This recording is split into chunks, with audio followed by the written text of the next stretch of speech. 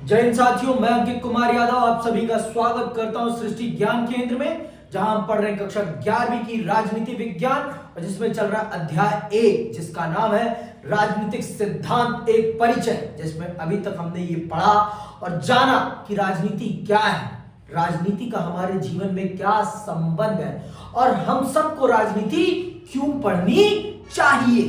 हमने इन बातों को बहुत अच्छे से जान और समझ लिया। अगर आपने नहीं जाना समझा तो लास्ट क्लास की वीडियोस आप जरूर देखें और जानें और समझें कि राजनीति विज्ञान आपके लिए कितनी महत्वपूर्ण है।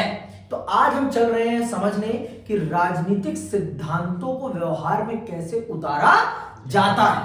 राजनीतिक सिद्धांतों को व्यवहार में उतारना क्यों जरूरी है और अगर राजनीतिक सिद्धांतों को हम व्यवहार में नहीं उतारते तो हमारे लिए किस प्रकार की समस्याएं आएंगी, हमें हमारे समाज को मैनेज करने में कौन कौन सी समस्याएं झेलनी पड़ेंगी, ये हम चल रहे हैं जानने और समझने। समझ में आई बात? इस बात को हम बहुत अच्छे से जानेंगे और समझेंगे। ठीक है, तो आइए पढ़ते हैं और जानते हैं और समझते हैं कि राजनीतिक सिद्धांतों को व्यवहार में कैसे उतारा गया है और कैसे उतारा जाना चाहिए। तो आइए पढ़ते हैं। इस पाठ्य पुस्तक में हमने स्वयं को राजनीतिक सिद्धांत के सिर्फ एक पहलू तक सीमित रखा है। स्वतंत्रता, समानता, नागरिकता, न्याय, विकास, राष्ट्रवाद और धर्मनिरपेक्षता जैसे सुपरिचित राजनीतिक विचारों की उत्पत्ति, अर्थ और महत्व के बारे में ही हमने अध्ययन किया है। जब हम किसी मुद्दे पर बहस या तर्क वितर्क आरंभ करते हैं तो हम अक्सर पूछते हैं कि इसका अर्थ क्या है और क्या कैसे ये कैसे महत्वपूर्ण होता है। राजनीतिक सिद्धांतकारों ने बताया है कि आजादी या समानता क्या है और उसकी विविध परिभाषाएं प्रस्तुत की हैं। गणित के विपरीत जहां त्रिभुज या वर्ग की सिर्फ एक परिभाषा होती है, राजनीतिक सिद्धांत में हम समानता, आजादी या न्याय की अनेक परिभाषाओं से रूबरू होते हैं। समझ में आई बात? यहां आप राजनीति की अलग अलग परिभाषाओं से रूबरू होते हैं। देखो, जब भी हम कुछ चीज पढ़ते हैं ना तो सबसे पहले हम उसका मतलब जानने की कोशिश करते हैं कि हम इस चीज को पढ़ क्यों रहे हैं, इसका क्या महत्व है। जब तक हमें किसी चीज का महत्व नहीं पता चलेगा हम उस चीज को जानने की कभी कोशिश भी नहीं करेंगे। अब जैसे राजनीतिक सिद्धांत में ये चीजें बहुत ही महत्वपूर्ण हैं। कौन कौन से सिद्धांत? स्वतंत्रता हो गई आपकी, समानता हो गई आपकी, नागरिकता, न्याय, विकास, राष्ट्रवाद और धर्मनिरपेक्षता। ये ऐसे विषय हैं जिनको जानना और समझना हम सबके लिए बहुत जरूरी है। एक राजनीतिक विज्ञान के विद्यार्थी होने के नाते अगर हम इन विषयों से अवगत नहीं हैं तो हमारी राजनीतिक समझ बेहतर नहीं हो पाएगी और हमें अपनी राजनीतिक समझ को बेहतर बनाना बहुत जरूरी है, बहुत ही ज्यादा जरूरी है। बात को मेरी समझो, बहुत ही ज्यादा जरूरी है। और अगर हम नहीं बनाएंगे अपनी राजनीतिक समझ को बेहतर तो हमारे लिए बहुत ज्यादा कष्टदायी हो जाएगा, बहुत ज्यादा कष्टदायी हो जाएगा। समझ में आई बात? क्योंकि हम चीजों को समझ नहीं पाएंगे और चीजों को नहीं समझ पाएंगे तो हम आगे नहीं बढ़ पाएंगे। समझ में आई बात? अगर हमें समाज में आगे बढ़ना है तो हमें चीजों को समझना बहुत जरूरी है, बहुत ही ज्यादा जरूरी है। जिसे कहते हैं बहुत ही ज्यादा जरूरी, उतना जरूरी है। समझ में आई बात? और इसलिए मैं आपसे कह रहा हूं राजनीतिक सिद्धांत को थोड़ा सा सीरियसली लो, सीरियसली। आगे सुनो। ऐसा इसलिए है क्योंकि समानता जैसे शब्दों का सरोकार किसी वस्तु के बजाय अन्य मनुष्यों के साथ हमारे संबंधों से होता है। यहां समानता का संबंध किसी वस्तु से नहीं है, यहां संबंध नागरिकों से है, आपस में एक व्यक्ति का दूसरे व्यक्ति से है समानता का। समझ में आई बात? तो इसका बहुत ज्यादा महत्व है एक व्यक्ति के जीवन के लिए, एक व्यक्ति के जीवन के लिए इसका बहुत ज्यादा महत्व है। समझ में आई बात? इसका बहुत ज्यादा महत्व है, इसीलिए ये विषय इतना महत्वपूर्ण हो जाता है। इसीलिए ये इतना महत्वपूर्ण हो जाता है, किसी और चीज के लिए नहीं। ये इसलिए इतना महत्वपूर्ण है क्योंकि इसका संबंध व्यक्ति से है। किसका? इसका संबंध व्यक्ति से है, इसलिए ये इतना महत्वपूर्ण है। समझ में आई बात? ठीक है, आगे सुनो। वस्तुओं के विपरीत मनुष्य समानता जैसे मुद्दों पर अपनी राय रखता है और इन मतों को समझने और इनसे तालमेल खाने की जरूरत होती है। ऐसा करने की दिशा में हम कैसे बढ़ सकते हैं? चलिए हम विभिन्न जगहों में समानता से संबंधित समान अनुभवों से शुरू करें। आपने गौर किया होगा कि लोग अक्सर सरकारी कार्यालय, डॉक्टर के प्रतीक्षालय या दुकानों में कतार तोड़कर आगे बढ़ जाते हैं। आपने ये देखा होगा, आपने ये देखा होगा सरकारी कार्यालयों में या फिर डॉक्टर के प्रतीक्षालय में कुछ लोग आते हैं, बीच में से निकलकर सबसे आगे चले जाते हैं। कैसे? जान पहचान से। तो क्या आप, जब वो लोग ऐसा करते हैं तो क्या आपको अच्छा लगता है? नहीं। कैसा लगता है?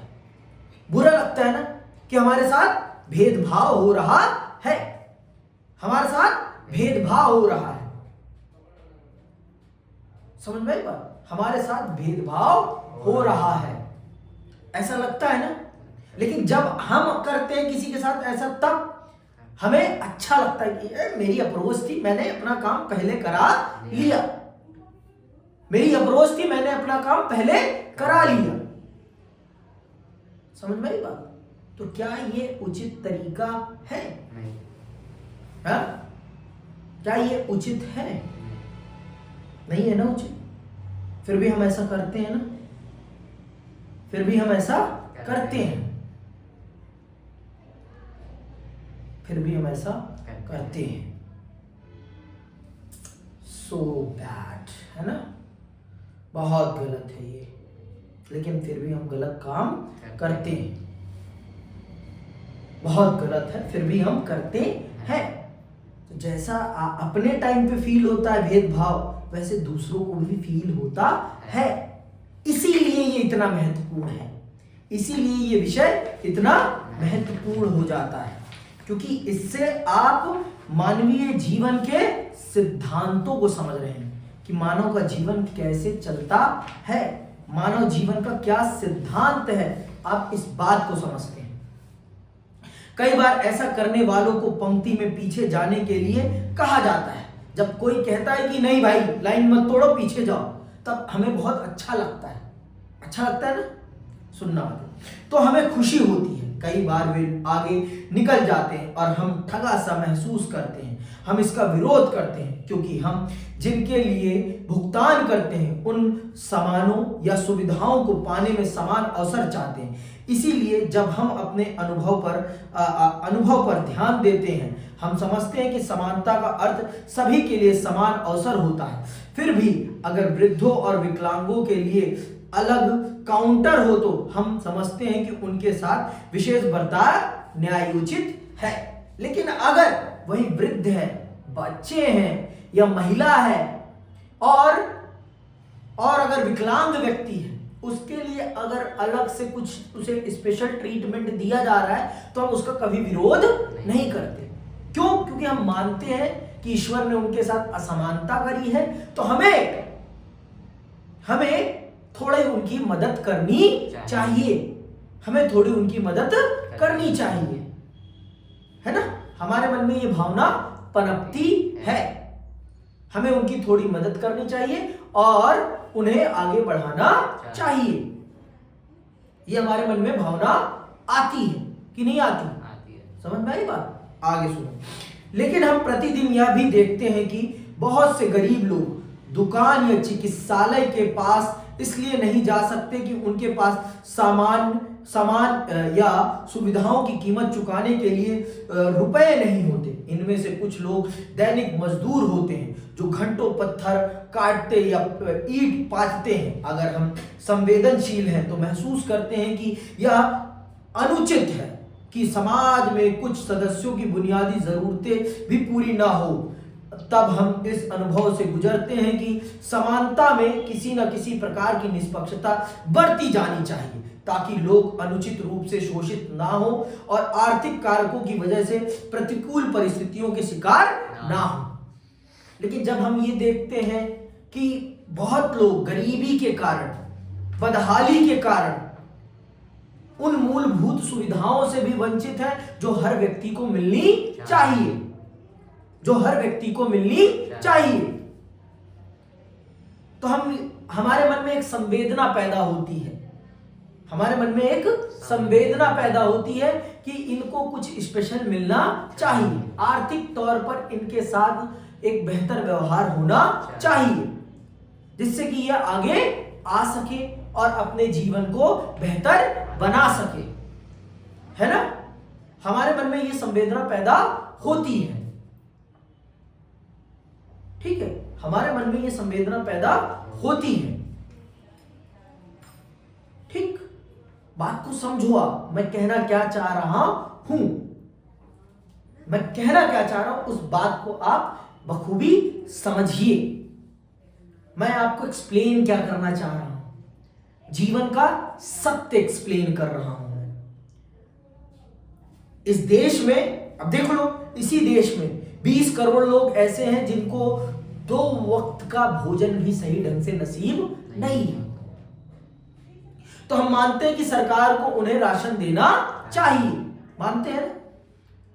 तो क्या उनको चिकित्सा मुफ्त में नहीं मिलनी चाहिए, स्वास्थ्य शिक्षा मुफ्त में नहीं मिलनी चाहिए? मिलनी चाहिए, क्योंकि वो उस चीज का भी तो भुगतान नहीं कर पाएंगे, उस चीज के भुगतान के काबिल भी तो उनके पास पैसा नहीं है। जब वो खाना नहीं अफोर्ड कर पा रहे हैं तो वो शिक्षा, स्वास्थ्य कैसे अफोर्ड कर पाएंगे? खुद सोचो, आप कर सकते हैं? वो कदापि नहीं कर सकते, कदापि ही नहीं कर सकते वो इस चीज को। बात को समझो मेरी, आगे सुनो। लेकिन हम प्रतिदिन यह भी देखते हैं कि बहुत से गरीब लोग, ये तो पढ़िए, इस तथ्य पर गौर करें कि बहुत से बच्चे स्कूल नहीं जा पाते क्योंकि अपना पेट भरने के लिए उन्हें काम करना पड़ता है। इसी तरह अधिकांश लड़कियों को स्कूल से इसलिए हटा लिया जाता है कि माँ बाप के काम पर जाने के दौरान उन्हें छोटे भाई बहनों की देखभाल करनी है। हालांकि भारतीय संविधान सभी को प्राथमिक शिक्षा पाने के लिए अधिकार की गारंटी देता है, लेकिन यह अधिकार मात्र औपचारिक बनकर रह गया है। फिर हम महसूस कर सकते हैं कि ऐसे बच्चों और उनके माँ बाप के लिए सरकार को कुछ ज्यादा ही करना चाहिए ताकि वे स्कूल जा सके। हमने ऐसे भी बहुत से बच्चे देखे हैं जिनको अपने भाई बहन का ध्यान रखना पड़ता है, छोटे भाई बहनों का, या उनके पास पैसा नहीं है उनके माता पिता के पास कि वो अपने बच्चों को स्कूल भेज सके। स्कूल देखो, स्कूल जाना ही स्कूल जाना नहीं होता, स्कूल के साथ बहुत सारी अन्य चीजें भी जुड़ी होती है और उन अन्य चीजों में पार्टिसिपेट करना बहुत जरूरी होता है। समझ में आई बात? बहुत ज्यादा जरूरी होता है, ठीक है। उन चीजों में भी पार्टिसिपेट करना बहुत ज्यादा जरूरी होता है, ठीक है। बात को समझो आप, मेरी बात को समझो आप, ठीक है। आगे सुनो। इस प्रकार आप देख सकते हैं कि समानता के बारे में हमारे विचार काफी जटिल हैं। जब हम पंक्तिबद्ध होते हैं या खेल के मैदान में होते हैं, हम समान अवसर चाहते हैं। जब हम किसी अक्षमता के शिकार होते हैं तो हम चाहते हैं कि कुछ विशेष प्रावधान किए जाएं, लेकिन जब हम बुनियादी जरूरतें भी पूरी ना कर पाते तब समान अवसर मिलना ही पर्याप्त नहीं होता।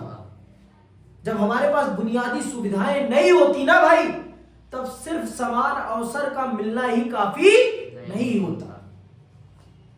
तब हमें कुछ और भी विशेष अधिकार चाहिए। अब मुझे आप बताओ, जो गरीब है, जो अपने लिए 2 वक्त की रोटी अफोर्ड नहीं कर सकता, अगर उसे समानता का अधिकार दे दूं तो क्या वो समान अधिकार प्राप्त कर पाएगा? कभी कदापि नहीं प्राप्त कर पाएगा। जिनके साथ सदियों से जाति के आधार पर भेदभाव हुआ है, क्या सिर्फ समानता का अधिकार दे देने भर से उनके साथ होने वाला भेदभाव समाप्त हो जाएगा? कदापि ही नहीं। इसीलिए भारत में आरक्षण का प्रावधान है। इसीलिए है आरक्षण का प्रावधान, जिससे कि वो अपने जीवन को बेहतर बना सकें और अपने आप को आगे ला सकें। समझ में आई बात? वो अपने आप को बेहतर बना सके और अपने आप को आगे ला सके। ठीक है, इसीलिए है वो, इसीलिए है वो। समझ में आई बात? आगे सुनो। इस प्रकार आप जब हम किसी अक्षमता के शिकार होते हैं तो हम चाहते हैं कि कुछ विशेष प्रावधान किए जाएं, लेकिन जब हम बुनियादी जरूरतें भी पूरी नहीं कर पाते, जब समान अवसर मिलना ही पर्याप्त नहीं है, हमें स्कूल जाने या संसाधनों, रोजगार, अच्छा वेतन, रियायती अस्पताल आदि का समुचित बंटवारा कैसे अग्रगामी उपायों से सहायता पाने में समर्थ बनाया जाना चाहिए। इसका अर्थ यह हुआ कि निष्पक्षता को सुनिश्चित करने के लिए किसी एजेंसी को जिम्मेदार बनाने की जरूरत है। तो इसीलिए सरकार चाहिए आपको, जिससे कि सबके साथ न्याय हो सके, न्यायोचित व्यवहार हो सके। इसीलिए राजनीतिक सिद्धांतों को सिर्फ पढ़ना नहीं, उन्हें वास्तविक तौर पर व्यवहार में लाना भी जरूरी है। उन्हें वास्तविक तौर पर व्यवहार में लाना भी जरूरी है। समझ में आई बात? और अगर आप व्यवहार में नहीं ला पा रहे तो फिर उन राजनीतिक सिद्धांतों के होने का कोई अर्थ नहीं बनता। उन राजनीतिक सिद्धांतों के होने का कोई अर्थ नहीं बनता, कोई अर्थ नहीं बनता। समझ में आई बात? इस बात को समझो आप, उनका कोई अर्थ नहीं बनता है हमारे जीवन में। ठीक है, आगे सुनो। इस प्रकार हमारे पास समानता की अनेक परिभाषाओं के होने की वजह यह है कि समानता का अर्थ प्रसंग पर निर्भर करता है। इसीलिए समानता का कोई एक अर्थ नहीं है, समानता के अनेक अर्थ हैं और हर प्रसंग में अलग अलग है। हर प्रसंग में अलग अलग है। समझ में आई बात? एक जैसा कदापि नहीं है, हर प्रसंग में अलग अलग है। हमने इसके इस अर्थ से शुरुआत की जो स्वयं हमारे लिए और फिर हमने इसका विस्तार गरीब, वंचित, बूढ़े, बुजुर्ग आदि बाकी लोगों के लिए किया। हमने अर्थ की कई परतें खोली। हम पूर्ण रूप से समझे बगैर राजनीतिक सिद्धांत गढ़ते रहे। बिना पूर्ण रूप से जाने और समझे राजनीतिक सिद्धांत मत गढ़िए। आप पहले विस्तार पूर्वक पढ़िए, समझिए, फिर उसके बाद आप अपना ओपिनियन तैयार करिए या अपना political point of view ready करिए। बिना सब कुछ जाने और समझे अपना पॉलिटिकल पॉइंट ऑफ व्यू कभी रेडी मत करिए, कभी रेडी मत करिए। समझ में आई बात? कभी मत रेडी करिए। आगे सुनिए। राजनीतिक अवधारणाओं के अर्थ को राजनीतिक सिद्धांतकार यह देखते हुए स्पष्ट करते हैं कि आम भाषा में इसे कैसे समझा और बरता जाता है। वे विविध अर्थों और रायों पर विचार विमर्श और उनकी जांच पड़ताल भी सुव्यवस्थित तरीके से करते हैं। अवसर की समानता कब पर्याप्त है, कब लोगों को विशेष बर्ताव की जरूरत होती है, ऐसा विशेष बर्ताव कब तक और किस हद तक किया जाना चाहिए, क्या गरीब बच्चों को स्कूल में बने रहने के लिए प्रोत्साहित करने हेतु दोपहर का भोजन दिया जाना चाहिए। ये कुछ ऐसे प्रश्न हैं जिनकी ओर वे मुखातिब होते हैं। आप भी देख सकते हैं कि ये मसले बिल्कुल व्यवहारिक हैं। वे शिक्षा और रोजगार के बारे में सार्वजनिक नीतियां तय करने में मार्गदर्शन करते हैं। जैसा समानता के मामले में है वैसे ही सामान्य अवधारणाओं के मामले में भी है। राजनीतिक सिद्धांतकारों को रोजमर्रा के विचारों से उलझना पड़ता है, संभावित अर्थों पर विचार विमर्श करना पड़ता है और नीतिगत विकल्पों को सूत्रबद्ध करना पड़ता है। आजादी, नागरिकता, अधिकार, विकास, न्याय, समानता, राष्ट्रवाद और धर्मनिरपेक्षता आदि कुछ अवधारणाओं पर हम अगले अध्याय में विचार करेंगे। समझ में आई बात? इसीलिए हमें बहुत विस्तार से जानना और समझना पड़ता है कि राजनीतिक सिद्धांत क्या है और इसका वास्तविक अर्थ क्या है, इसके क्या मतलब है, इसके क्या मतलब है, हमें यह जानना और समझना पड़ता है। बिना जाने समझे हम नहीं गढ़ सकते अपनी परिभाषाएं, हम नहीं गढ़ सकते मेरे भाई। हमें करना पड़ेगा, हमें करना पड़ेगा, तब जाकर ये चीजें बदलेंगी, तब बदलती हैं ये चीजें। समझ में आई बात? और जब तक हम एक ही ढर्रे में देखेंगे, एक ही पॉइंट ऑफ व्यू से सोचेंगे, तब तक हम समाज नहीं बदल पाएंगे, तब तक हम समाज नहीं बदल पाएंगे, तब तक हम समाज बर्बाद करते रहेंगे। समझ में आई बात? तब तक हम बर्बाद करते रहेंगे पूरे समाज को, पूरे समाज को हम बर्बाद करते रहेंगे। आगे सुनो, हमें राजनीतिक सिद्धांत क्यों पढ़ना चाहिए? क्यों पढ़ना चाहिए हमें राजनीतिक सिद्धांत को? इस बात को भी हम बखूबी जान और समझ लेते हैं कि क्यों पढ़ना चाहिए राजनीतिक सिद्धांत को हर बच्चे को, हर व्यक्ति को, हर इस देश के नागरिक को क्यों पढ़ना चाहिए, क्यों जरूरी है राजनीतिक सिद्धांत को पढ़ना और समझना इस देश के हर नागरिक के लिए। समझ में आई बात? आगे सुनो, हमारे अपने राजनीतिक आदर्श हो सकते हैं, पर क्या हमें राजनीतिक सिद्धांतों के अध्ययन की भी जरूरत है? क्या यह राजनीति करने वाले राजनेताओं के लिए या नीति बनाने वाले नौकरशाहों के लिए या राजनीतिक सिद्धांत पढ़ने वाले अध्यापकों के लिए ज्यादा उपयुक्त नहीं है? बेहतर तो यह होगा कि राजनीतिक सिद्धांत संविधान और कानून की व्याख्या करने वाले वकील या जज या उन कार्यकर्ताओं और पत्रकारों को पढ़ना चाहिए जो शोषण का पर्दाफाश करते हैं और नए अधिकारों की मांग करते हैं। हमें आजादी या समानता का अर्थ जानने से क्या मिलेगा? क्या मिलेगा? आप पूछ रहे हैं ना, ये पूछ रहा है कि ये कह रहा है कि राजनीतिक सिद्धांत तो उन लोगों को पढ़ना चाहिए जो नीति निर्माण का काम करते हैं, जो पत्रकार हैं, जो समाज सुधार का काम करते हैं। हम विद्यार्थियों को पढ़ने से क्या मिलेगा? हमें राजनीतिक सिद्धांत समझकर क्या मिलेगा? क्या आप इस देश के नागरिक नहीं हैं?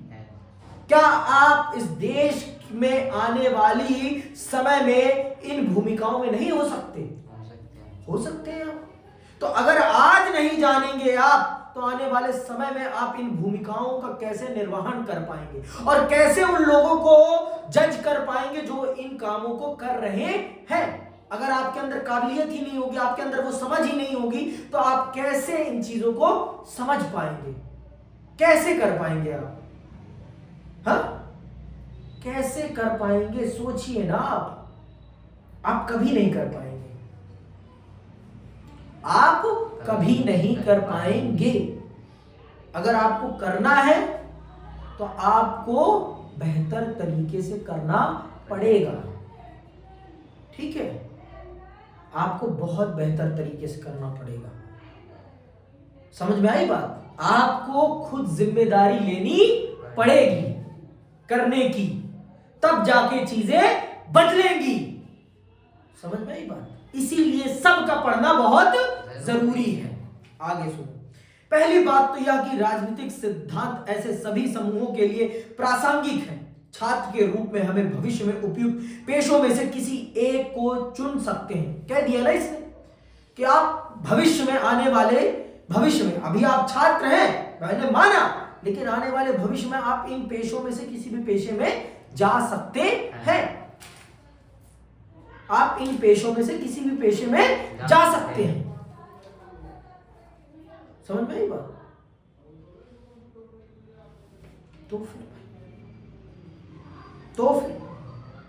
तो आपका जानना जरूरी है कि नहीं है? बहुत जरूरी है। आगे सुनो,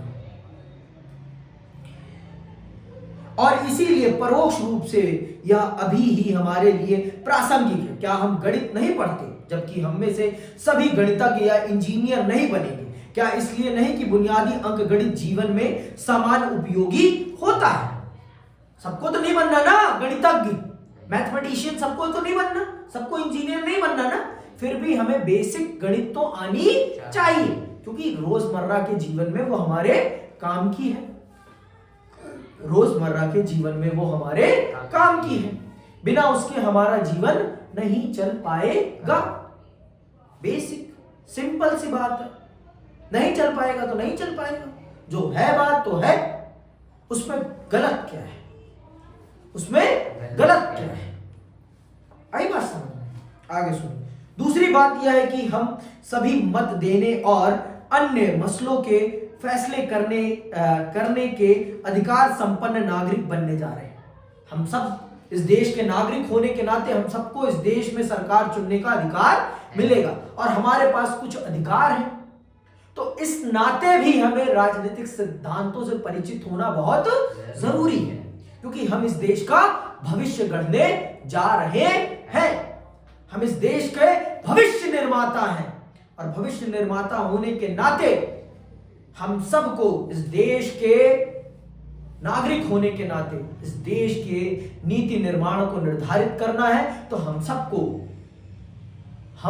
सबको राजनीतिक सिद्धांतों से परिचित होना बहुत जरूरी है। दायित्वपूर्ण कार्य निर्वहन के लिए उन राजनीतिक विचारों और संस्थाओं की बुनियादी जानकारी हमारे लिए मददगार होती है जो हमारी दुनिया को आकार देते हैं। सूचना परक समाज में यदि हम ग्राम सभा में सहभागी होना है या वेबसाइट और मतदान पर अपनी राय पेश करनी है तो हमारा तर्कशील और जानकार होना निर्णायक होता है। यदि हम मनमाने तरीके से अपनी वरीयताएं प्रकट करें तो हम ज्यादा प्रभावी नहीं होंगे, लेकिन यदि हम विचारशील और परिपक्व हैं तो हम अपने साझा हितों को गढ़ने और व्यक्त करने के लिए नए माध्यमों का उपयोग कर सकते हैं। नागरिक के रूप में हम किसी संगीत कार्यक्रम के श्रोता जैसे होते हैं। हम गीत और लय की व्याख्या करने वाले मुख्य कलाकार नहीं होते, लेकिन हम कार्यक्रम तय करते हैं, प्रस्तुति का रसास्वादन करते हैं और नए अनुरोध करते हैं। या आपने गौर किया कि संगीतकार तब बेहतर प्रदर्शन करते हैं जब उन्हें श्रोताओं के जानकार और कद्रदान होने का पता रहता है। इसी तरह शिक्षित और सचेत नागरिक भी राजनीति करने वालों को जनाभिमुखी बना देते हैं। तो जितने जानकार इस देश की जनता होगी उतने ही जिम्मेदार इस देश के राजनेता बनेंगे। इसलिए एक नागरिक के तौर पर हम सबका राजनीतिक सिद्धांतों को जानना और समझना बहुत जरूरी है, बहुत ज्यादा जरूरी है। समझ में आई बात? इसीलिए हमारा राजनीतिक सिद्धांतों को जानना और समझना बहुत ज्यादा जरूरी है। आई बात समझ में? बहुत ज्यादा जरूरी है, बहुत ही ज्यादा जरूरी है। ठीक है, बात समझ लो आप, बहुत ही ज्यादा जरूरी है, बहुत ही ज्यादा जरूरी। आगे सुनो। नागरिक के रूप में हम तीसरी बात यह कि आजादी, समानता और धर्मनिरपेक्षता हमारे जीवन के अमूर्त मसले नहीं हैं। परिवारों, विद्यालयों, महाविद्यालयों, व्यावसायिक केंद्रों आदि में तरह तरह के भेदभावों का हम प्रतिदिन सामना करते हैं। हम स्वयं भी अपने से भिन्न लोगों के प्रति पूर्वाग्रह रखते हैं, चाहे वे अलग जाति के हों या अलग धर्म के अथवा अलग लिंग या वर्ग के। यदि हम उत्पीड़ित महसूस करते हैं तो हम पीड़ा का निवारण चाहते हैं, और यदि उसमें विलंब होता है तब हम महसूस करते हैं कि हिंसक क्रांति उचित है। यदि हम विशेषाधिकार संपन्न हैं तो हम सम्मान के लिए संघर्षरत अपने नौकरों और नौकरानियों के उत्पीड़न से भी इनकार करते हैं। कभी कभी हम यह भी महसूस करते हैं कि हमारे नौकर उसी व्यवहार के योग्य हैं जो हम उनके साथ कर रहे हैं। ये सबसे गंदी सोच है। हर नागरिक का अपना एक सम्मान है। हर नागरिक का अपना एक सम्मान है। समझ में आई बात? और उसका वो सम्मान कभी नहीं जाना चाहिए। ठीक,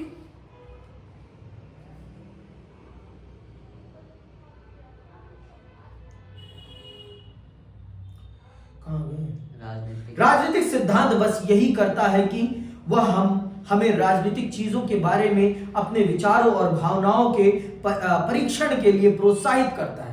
थोड़ी अधिक सतर्कता देने भर से हम अपने विचारों और भावनाओं में उदार हो जाते हैं और अंत में छात्र के रूप में हम बहस और भाषण प्रतियोगिताओं में हिस्सा लेते हैं। हमारी अपनी राय होती तो है कि क्या सही है और क्या गलत, क्या उचित है और क्या अनुचित, पर हम यह नहीं जानते कि वे तर्क संगत हैं या नहीं। जब हम दूसरे से बहस करते हैं तब हम अपने विचारों का बचाव करने की जरूरत महसूस करते हैं और इसके लिए तर्क और युक्तियां तलाशते हैं। राजनीतिक सिद्धांत हमें न्याय या समानता के बारे में सुव्यवस्थित सोच से अवगत कराते हैं ताकि हम अपने विचारों को परिष्कृत कर सकें और सार्वजनिक हित में सुविज्ञ तरीके से तर्क वितर्क कर सकें। तर्क संगत ढंग से बहस करने और प्रभावी तरीके से प्रेषण करने जैसे कौशल वैश्विक सूचना व्यवस्था में महत्वपूर्ण गुण साबित होते हैं। समझ में आई बात? और एक छात्र हैं हम, तो छात्र होने के नाते हम बहुत सारी बहसों में और बहुत सारी प्रतियोगिताओं में भाग लेते हैं और हमें अपनी बातों को तर्क संगत सिद्ध करना होता है। अगर हमें चीजों को जीतना है तो तर्क संगत बात करेंगे, जब तर्क रखेंगे तभी तो तर्क संगत हम जीत पाएंगे ना। तो इसके लिए हमें पढ़ना पड़ता है और हम पढ़ेंगे तभी चीजों को समझ पाएंगे। तो जब तक हम राजनीतिक सिद्धांत को नहीं पढ़ेंगे, नहीं समझेंगे, तब तक हम राजनीति को कैसे समझ पाएंगे? इसलिए सबको राजनीतिक सिद्धांत पढ़ना और समझना चाहिए, क्योंकि यह समाज का बहुत बड़ा महत्वपूर्ण विषय है, बहुत ही ज्यादा महत्वपूर्ण विषय है। ठीक है, तो आज की क्लास और यह अध्याय दोनों यहीं पर समाप्त होते हैं और मैं आशा करता हूं आप लोगों को समझ में आया होगा। मैं विदा लेता हूं। जय हिंद, जय भारत।